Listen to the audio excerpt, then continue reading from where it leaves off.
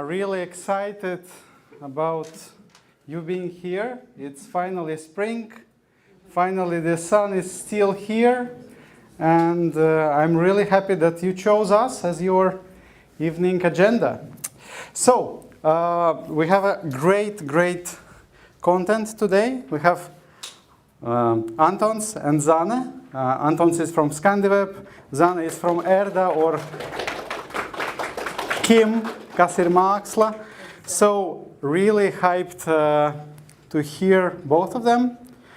But let's do the chores first, right? Why we are here, what we do.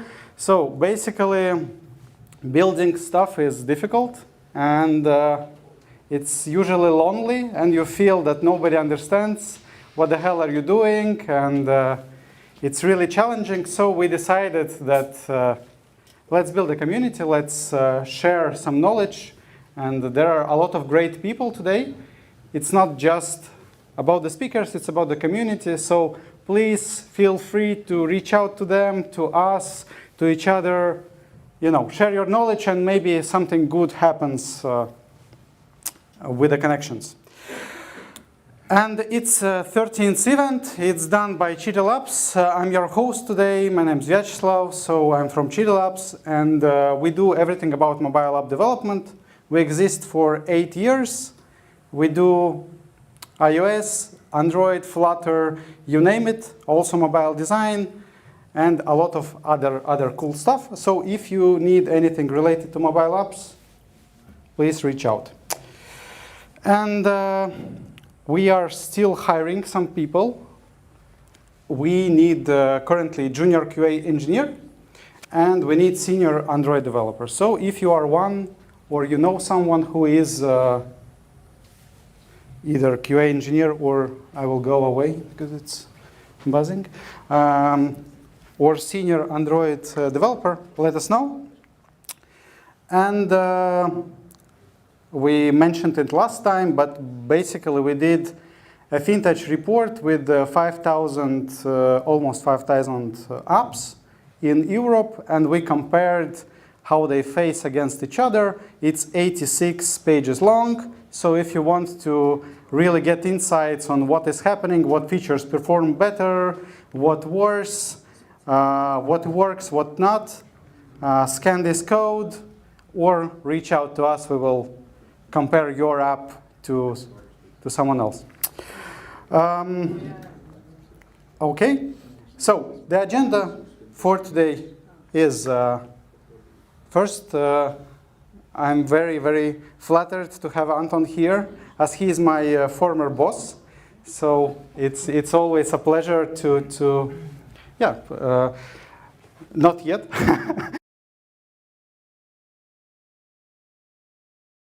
For 40-45 minutes with questions. He will tell us how to make goals for 25 years. Then we will have some small coffee break and networking. And then we will have Zane, who will tell us more about education versus job market. And please don't go afterwards. We will have some networking event, and so the coffee, drinks, everything, people will stay here, and we will network. All right, so I'm done. Anton, please, welcome to the stage. Okay. So first, thanks to Vyacheslav for inviting. As he mentioned, yes, I'm his previous employer, but Vyacheslav is very special to our company because he helped us to get Guinness World Record that Latvia hold it for like 4 or 5 years. 6 years. And then guess which country took over? Estonia. No. Are you Estonian? Yeah. Oh, who took over? Who usually takes over? They tell. You are so local, guys. Think globally. Who is, whatever you do, these guys do it 10 times better, they tell. Yeah. Asia, yes. China. Chinese guys did it. So there was one day somebody sent me, Anton, you lost. And then we saw pretty much the same stuff that Vyacheslav's ideated and delivered. They did it just bigger and more, and it worked for them. So it's nice to get connected again. So what I can share today is some lessons learned from 20 years over which I started with a co-founder. We were 2 people, and our first project that we sold costed 100 lots, or maybe 90. We made a discount, 90 lots.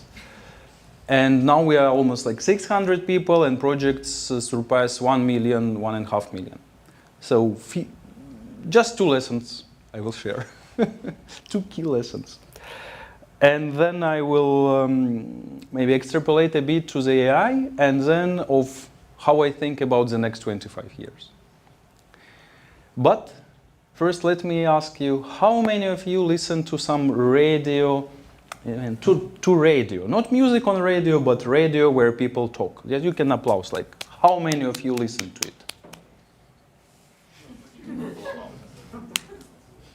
So, not much, right? Not much. So I don't want to be a radio for you, right? Because nobody listens to radio. So you rather talk to me like to Google or to ChatGPT. So the more you ask, the more value you get. If you just listen to radio, you start scrolling your TikToks, okay? So first lesson, first thing that I reflect back, what happened? The big shift for our company was when we were local agency serving customers in Latvia for 90 lots, 250 lots, sometimes 1,000. And then somehow we became a global player, delivering to US, delivering to UK, delivering to Middle East. And like, how did it happen? What did happen? I call this, because it's a pattern, it repeated many times in our company. I call it invisible border. So there is something that I considered a border while it was not actually there. And then somehow I crossed it. So let's look what did happen. So I was living in Latvia, serving Latvian customers, making my living. And then I moved to Denmark to study. I really got so tired with business in Latvia, because it was 2008, 2009, nobody wanted any web page, everybody wanted bread and butter. You may be very young, you maybe don't remember much about it. But I moved to Denmark to study, and I actually wanted to work in McDonald's just to distress, relax, smile, and get paid for smiling, you know. And actually nobody was hiring me, neither in McDonald's, nor in flower packing, no internship. Nothing. Postman, nothing. Total oblivion. So I had no choice how to continue my business. So what I was doing, when I was in Copenhagen, I started to call to agencies just like us, web development agencies, telling without Indian accent, because usually they get calls from India, that you see, we can help you build something. And luckily they were giving us some orders. What happened later, and what really surprised me, is that when I came back to Latvia, because back then my girlfriend, then wife, became pregnant, and we came back because she hated Danish food. Pregnant women, they have very strong preference. So we came back to Latvia. And then I was sitting and thinking, can I still work with Danish agencies? Because now I'm not in Denmark. I'm sitting here in Latvia, so I'm back to my Latvian customers. And it was so kind of mind-bending for me that I realized that I am so stupid in a way that I had physically to move to Copenhagen to start emailing agencies in Copenhagen. And then when I moved out of there, I felt like I lost the superpower to get in touch with them. It was so stupid, but it was so kind of ingrained in me, like in my mental DNA, that you are in Latvia, you are from Latvia, you work with Latvian customers. And it was 2008, 2009. So it was not really that, I mean, we already were part of European Union, but like not that much. It was a crisis also, no? Yeah, it was also crisis. But somehow I figured out that it's my problem, it's just my problem, not really my business problem, but my personal problem. I realized that probably we and you and me are built in a way that we need to embody some experience to really believe it. So that's why they tell seeing is believing. So you need to really see, feel something to believe it. It's hard to believe mentally. It's hard, that's why these visionaries are so rare and so precious, especially if they can deliver what they envision. Otherwise they are homeless, usually. But I realized that it's so stupid that I was kind of built mentally in a way that I had to go to US, and I actually went to US and started to sell our services in US when I was there. And then I somehow was kind of crashing my mentality and successfully started to do everything globally while sitting in Latvia. So I still sit in Latvia. I could work from anywhere, but I somehow like so much here, so I sit here. So it's this very important point for me, and many Latvian agencies were coming back to us and asking, how did you do it? How did you do it? Because apparently it was the same situation with others. So I found this invisible border. I only retrospectively understood about it. So I wasn't really like so smart to realize it, break it, and kind of go globally while living in Latvia. So I had to move physically to different countries to allow myself, to give myself permission to call these guys or to send them email. But what does it bring to you? Because it's not anymore 2009, you might not run some agency. What does it bring to you? What does this lesson bring to you? Bring your product globally. You need to bring your product globally, yeah. And you don't need to go physically globally, generally. But you can also generalize, and I'm absolutely sure that I have still like hundreds of these invisible borders that I think are real. And I'm pretty sure the same is with you. So you definitely have some invisible borders like I had. So I was lucky, I went physically to this Denmark and could kind of overcome this mental block of, oh, I am in Latvia, so I only deal with Latvians. So, and then coming back, I could continue dealing with foreigners. But I have seen it in some other companies. And I think the practical thing for you is to think what is your invisible border. What can you simply cross? It didn't cost me anything. Just, like crashing my habit. And it brought us, it opened up for us like multi-million, and we were earning maybe 10, 20,000 a month. And going globally, we started to earn 100, 200,000 a month, eventually several millions a month. But okay, it didn't happen that fast. There was another invisible border. So do you feel you have some internal borders? Yes. So it's easy now. You can cross them. Yeah, try to be these visionaries. Don't, try to get rid of embodiment of your experience. Don't go physically somewhere. Just go and do it. And just cross your invisible border. So another invisible border helped us to scale from, let's say, 10 millions a year to 20 millions a year in 2 years. So we doubled our team size and revenue size in 2 years. So what happened? COVID happened. So COVID naturally was a huge demand for e-commerce. Well, first everybody told we don't need anything, we on hold. We actually were so desperate, we called to Swedbank asking, can you give us credit line just in case? Like, we are still fine, but maybe. Guess what they told us? We are their customer like 15 years. By that time we were. They told no, because you are in not preferred industry now. You are in IT, but now we support agriculture.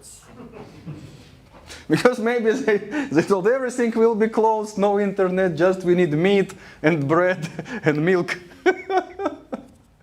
So we were sad, but luckily then customers wanted more. But everybody wanted more, and developers wanted more salary. It was golden time for developers. There were no available people, but we somehow scaled 2 times. So what did I figure out? What I could figure out much earlier. But again, there was invisible border. So I figured out that if everybody is working from a bedroom or from a kitchen, then it doesn't really matter where this bedroom is. Is it in Latvia, Lithuania, or Lebanon? So we opened up a global hiring from super scary countries like Nigeria, Kenya, Uganda, Indonesia, Philippines, like Brazil, Argentina. We, like, in a matter of 3-4 months, we possibly got people from 30 different countries. And every time HRs were sending like welcome email, like welcome to this guy, welcome to like some 20 people. It looked super scary. Because I am average person. I have my stereotypes. When I was HR in my company, when we were 10 people, I was hiring based on how people look. So if a guy was wearing sweater and a shirt, I was hiring him because he looked like a developer. And another guy in t-shirt like me, I was not hiring. I mean, it's an actual case. I had 2 people, I had to choose one. I chose one that was like more like IT guy. Then he left in 1 month because he told we are not serious because we are not wearing suits.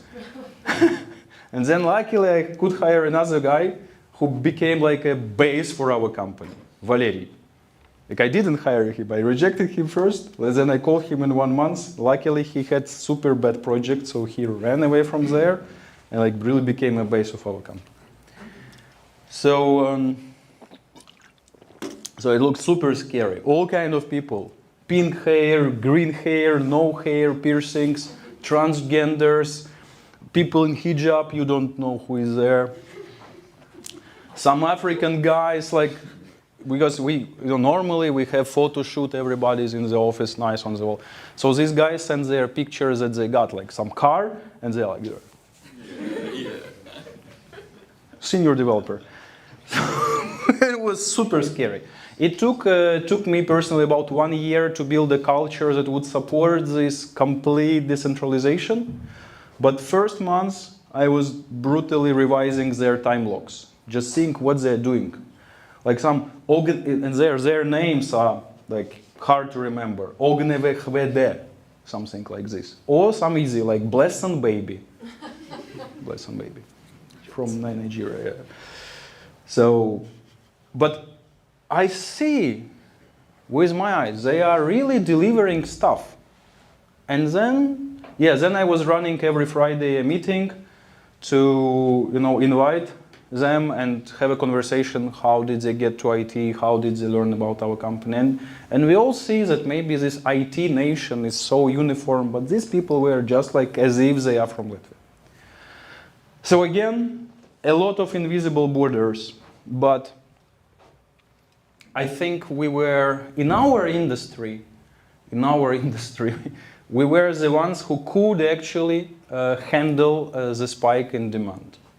So we increased by 2 and then more.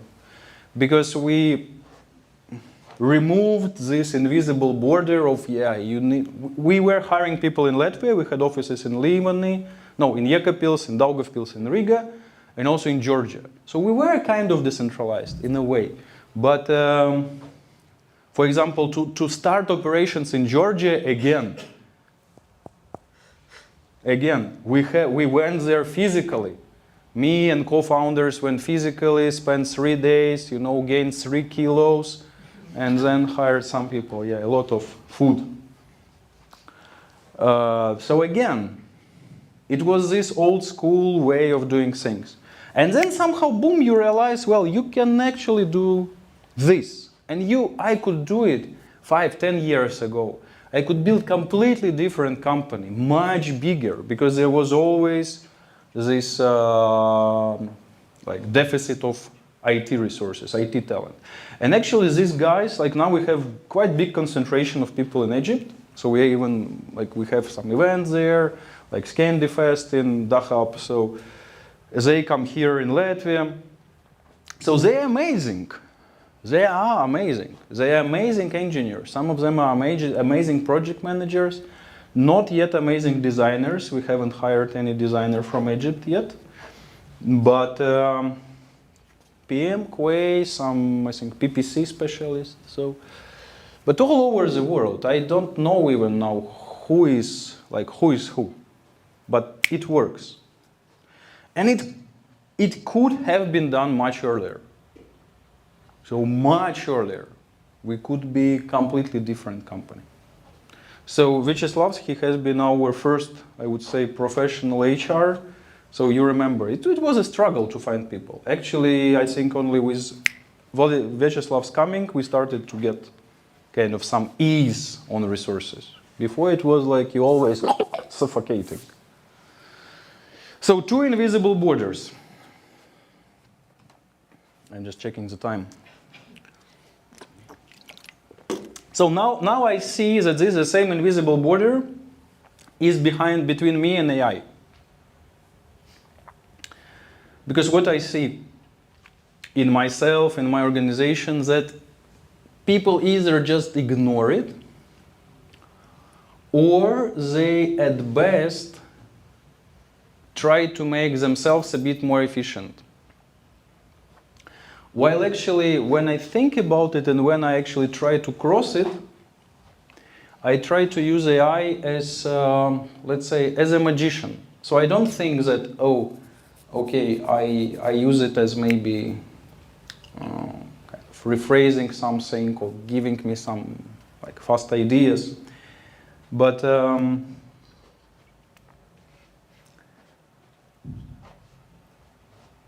I really try to imagine something that did not exist before. Just to give you one example, a project we are working on. So if you have been shopping with Louis Vuitton or Giorgio Armani or some Gucci, like this type of brands, in their stores, you would get a person who would come to you, greet you, give you coffee, talk to you, help you to put your dress, ask your phone. They would put you in your clienteling app, in their clienteling app, and then this person would likely message you in WhatsApp about something, new collection that matches the garments you bought, so kind of personalized service. And then you can also arrange, okay, yeah, I want these jeans. And they would send you payment link, you pay, they send you jeans, you don't need to go to the website. So kind of luxury experience. So what we are doing now for our customers is that we enabling this luxury experience, this amazing kind of butler, concierge type of service to millions of customers. From AI, of course. Of course, we need context, customer data platform, catalog, marketing platform, blah, blah, blah. But that's something that I see as a bit non-conventional use of AI. So while we see many customers, they just use it as we say, okay, imagine there was no electricity. Now there is electricity. Imagine no electricity, but you still operate some manufacturing facility, right? So how do you light your area? With candles. Yeah. So now there is electricity, and you're like, okay, now I put light bulbs instead of candles. Nice. But your competitor not only put light bulbs, but put electrified assembly line. So what we see in AI adoption currently is that it's like fax to email. So they just do some things a bit faster. Or I would say just people have a bit more free time. So they can do things faster and maybe go to gym if they work remotely.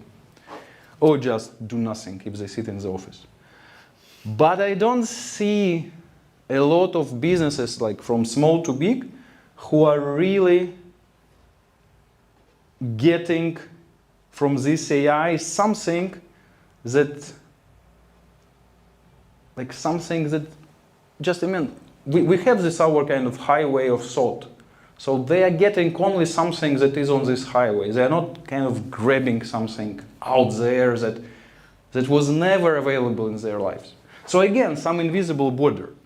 So I urge my colleagues and also our customers in workshop to, to cross it, to really imagine something that they could not imagine. And then we actually sometimes can deliver it. So, yeah, so I mean, reflecting on my past of 20 years, I saw that a lot of invisible borders were happening. And definitely now I want to cross them faster. And about the next 25 years, I don't know if Vyacheslav, you remember, but people were always asking me, what's the plan, Anton, what's the plan? And on one general meeting, I showed them a blank slide. Actually, do we have this nice image? Can we put it? No? Okay. Not blank slide, okay, another image. So I was showing blank slide. And recently we hired a guy from Canada, he's 50 years, very experienced, so he suggested some book about setting goals. And I was reading it on the plane, then I fell asleep, then flying back, I was again reading it. And the book was about goals, objectives, and they tell, okay, set a goal for 25 years, big, they call it like hairy, audacious, big goals or something, like American style. And I was sitting and thinking, 25 years, you can achieve anything. Unicorn, disrupt something, what should we do? What should be our goal? And then an answer that really brought peace to me was that in 25 years, I just want the company to exist. To continue existence, to still stay relevant, and over these 25 years, I just want to enjoy my work and have others enjoy it too. And of course, have good relationship with customers. Yeah, we can invent something, some product or some service, but I think what was new to me, because I was always like under this pressure of grow, set big, go, achieve something unimaginable. But it felt so good, and I could communicate it to my team, and they also started to feel better, because there is a lot of stress in our lives from all over, family, friends, social media, geopolitical stress. Also, we age, all kind of stress. So it's good for me, at least, to get rid of one stress, of the need to, deliver some exceptional result every year or mark something in the history. Like, it somehow just got erased in favor of just ensuring certain sustainability. And it's like not easy thinking about how to sustain your organization for 25 years. It's not easy. How many agencies are there in Latvia that already work 20 years? Not that many. There are some, not that many. All the web design agencies, I was like looking like, wow, like Media Park, True Vision. Yeah, can you remember some more? Like IT group. IT group, even C4, I think like, whoa. They're not there anymore, not there anymore. I think FUMO may be still there, but they also... SCADA? They do exist, yeah? Yeah, SCADA was big on design, they were. Yeah. But especially I remember 2008, 2009, like developers from pretty much every mentioned agency, they were sending their CVs because it was like hard time, everything was cut. And many did not really recover. So think about what if you plan for your company, if you have a company, just be for 25 years, just to sustain, what would it mean for you? For me, for example, it meant that I would not tolerate any patchwork in our processes. So everything should be really for 25 years. And we also figured out more consistent way for like trying and testing new technologies, new approaches. Because we cannot sustain in 25 years brutally doing the same as we are doing now. So naturally, we need to have a process of kind of continuous experiments. So now we think about our processes that we really want them to be good and strong for at least like the next 10 years, not 1-2 years. Relationship with colleagues, hiring. So a lot of things got different perspective. And also I would say it got less stress. And stress maybe sometimes people think it's healthy and is motivational. But I think in the long term it's quite killing. Look at me, I'm just 31. No, I'm 44. So think about invisible borders. What can you cross? Because it does not cost you anything other than your small mental battle. And you will be palm in different country. I mean, mentally, with new opportunities. Think about how you use AI. Because I think it's just like with internet. When internet appeared, Facebook didn't appear like next day. Even Napster didn't appear next day, Skype. HTTP protocol appeared, but all these things appeared much later. Well, partially due to technological enablement, to adoption, but also because it took people years to realize what is possible. The same with AI. So if you really think different about it, in a way that you, instead of just doing things faster or cheaper, you just can imagine completely different things. Then you can kind of stand out and make big difference. And yeah, think about your career maybe in a more peaceful way. For our organization, it's okay. Our revenue is growing, profitability is growing, but we are stressing less. I think that's a great achievement nowadays. That's all for my radio message. I hope you have some questions.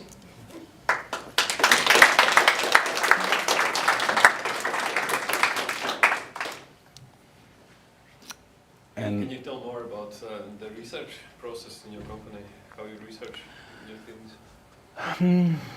Well, I would say we became more open to trying new things. For example, we are a web development company. So we do all kind of front-end things, back-end things, but we never did ERP. But recently our one customer asked, can you do ERP for us, Microsoft Dynamics? Normally we would tell no.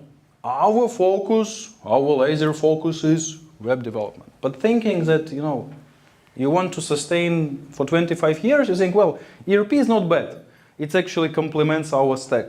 So I personally took part in hiring some people or setting some programs or planning something. And now we're actually delivering ERP, Microsoft Dynamics solution. So something completely unimaginable before.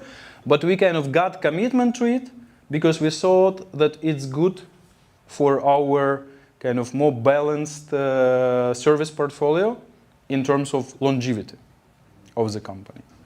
Because, if we just focus on these things, polish it, maybe in 3 years we are irrelevant. But ERPs, they are so old school, they will not get replaced that fast. Would you add more to the stack?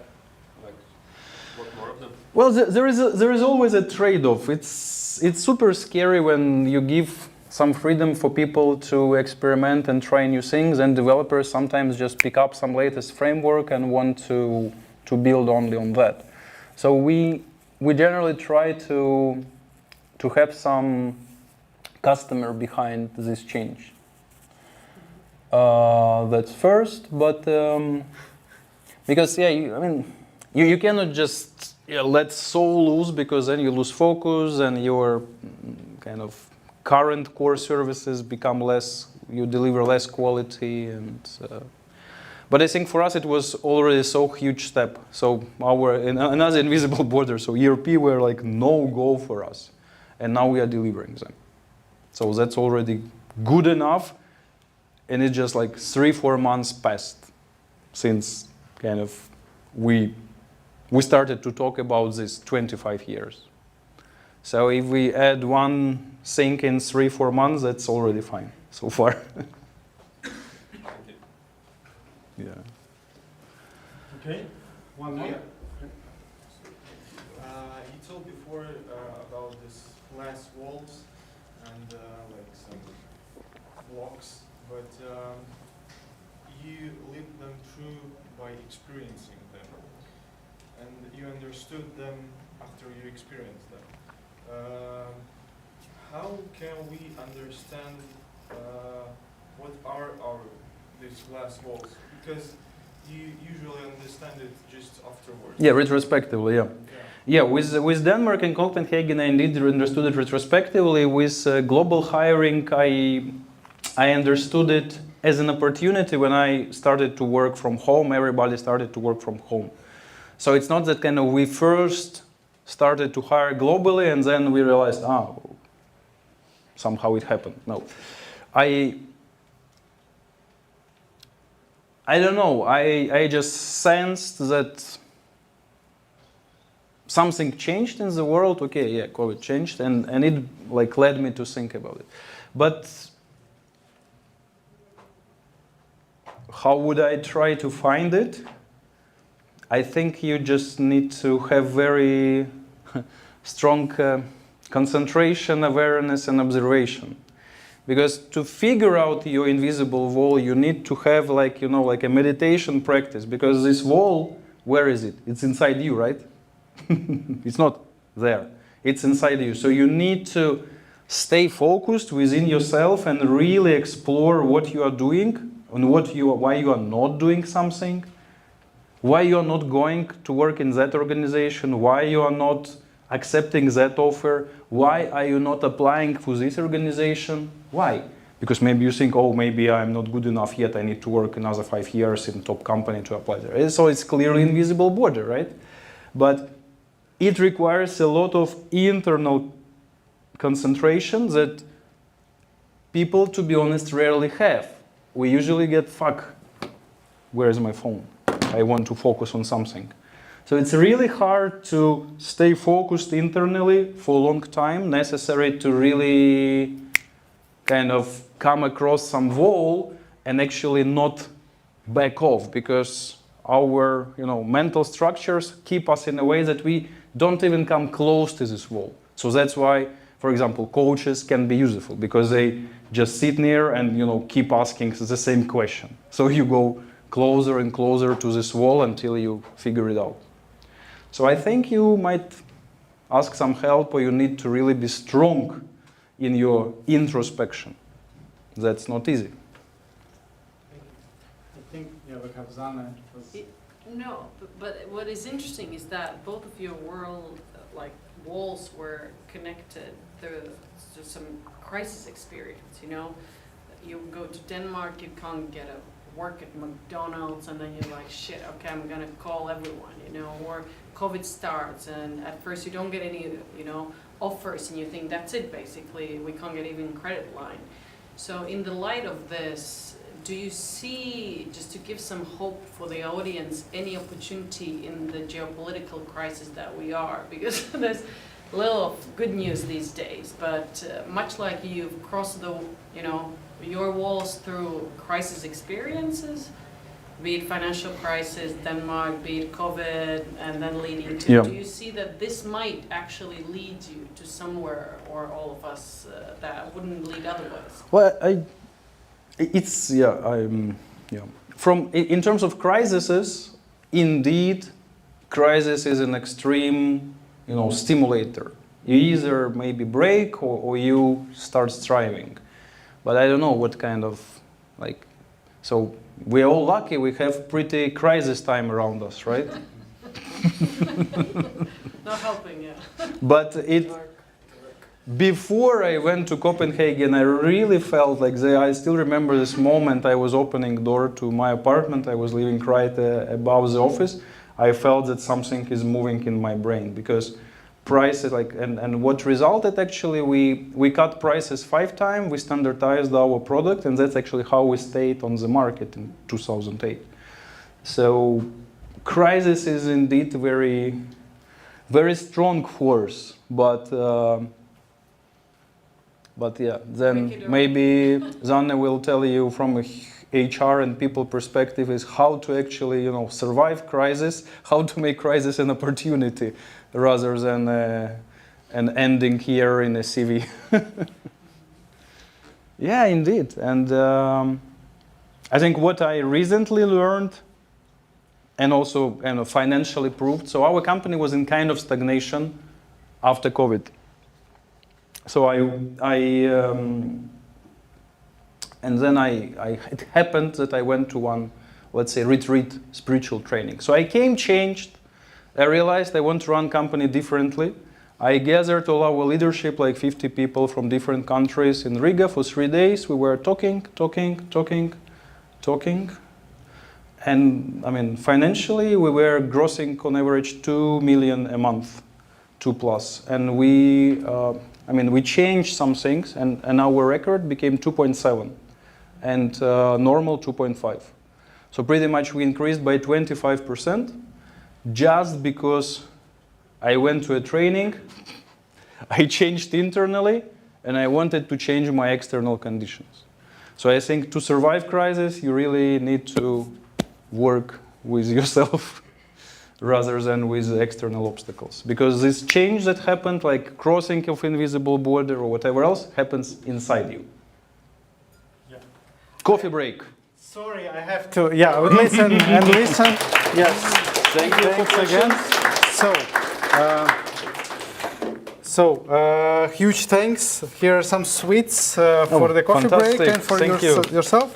So, this is a coupon for you. I will tell a bit more story. Arthur nice. Kostins was doing help here. I will tell a bit more after we go from the coffee break. But now, let's have a 10 minutes break, and then Zanne will tell us more. Thanks. Thank you.